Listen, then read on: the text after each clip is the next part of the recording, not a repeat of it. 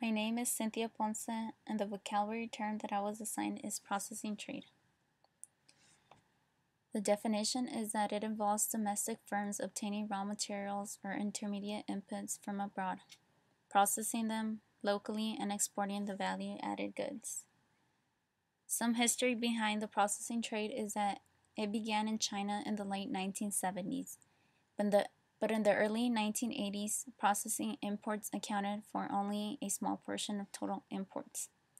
However, China's processing imports dramatically increased in the early 1990s and began to surpass ordinary imports in 1994. Processing trade peaked at 64% of total trade in 1987 and then consolidated at about 50% for a decade. Processing trade declined to about 37% during the financial crisis. This process occurs in different phases. In the first phase, shortly before special economic zones were established, several cities were allowed to contract with Hong Kong-based firms for processing with assembly. In 1984, China's government allowed 14 eastern coastal cities to become open cities, in the sense that they would have similar privileges as those enjoyed by the 4 economic zones.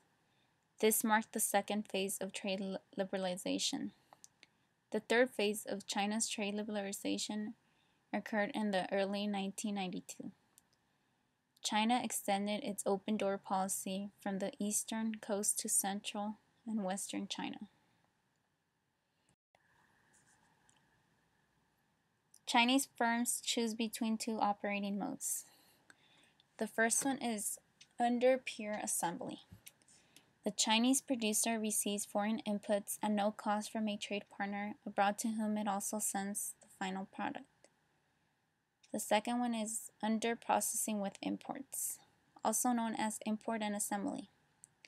The Chinese firm pays for all imported materials and chooses where to source them from.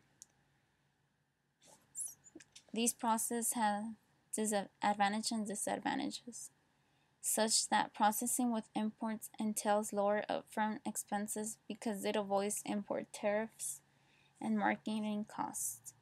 Pure assembly demands the least financial resources as it involves only the payment for domestic materials and labor.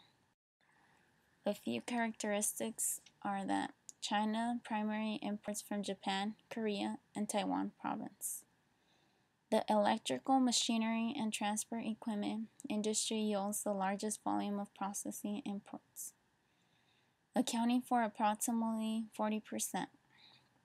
Other industries such as machinery and mechanical appliances, optical and photographic instruments, minerals, fuels, and oils and plastic account for approximately 70% of China's processing imports.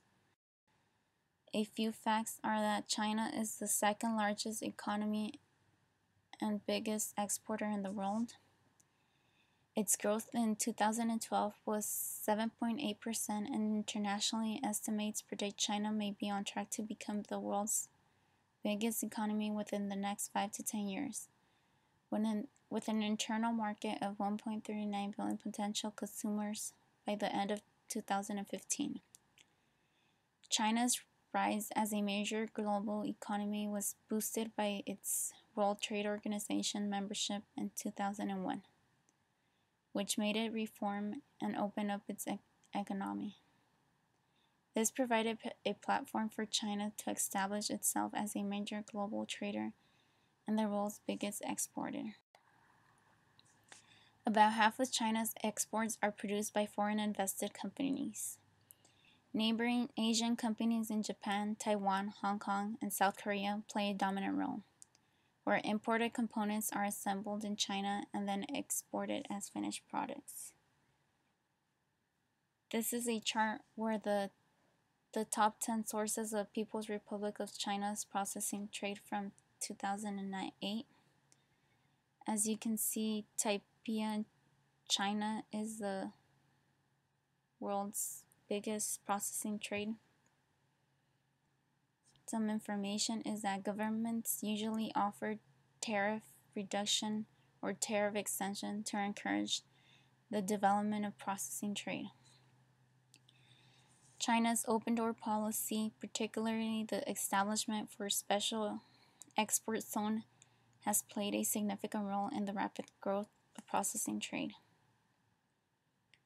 The 5 countries with the highest quality of goods shipped to China for processing are located in Europe, such as Norway, France, Finland, Germany, and the Netherlands.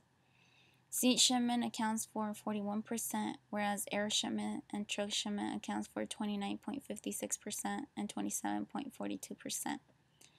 China's foreign trade volume accounts for more than 10% of global trade volume. In 2005, 32.7% of Chinese exporters pursued processing trade and contributed 54.6% of total exports, making China a key link in global production networks. For over 30 years, China has formally recognized a processing trade regime that exempts materials imported for further processing and re-exporting from import duty. Among the top 10 sources, which accounted for 88% of total processing imports in 2008, 8 were from East Asia: Taipei, China, People's Republic of China, Japan, Republic of Korea, Malaysia, Thailand, Philippines, and Singapore.